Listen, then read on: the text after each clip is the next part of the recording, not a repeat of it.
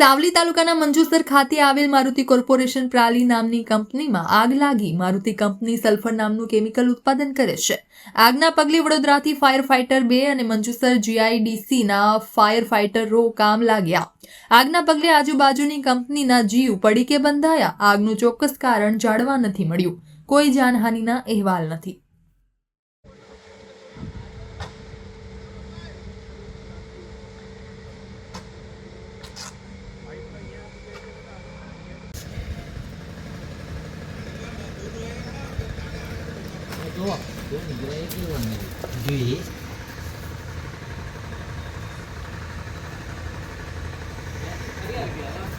જો ये अरे यार गया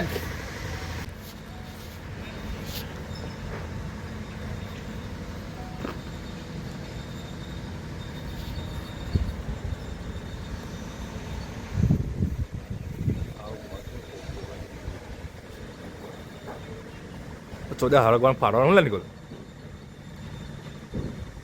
અહીંયા છે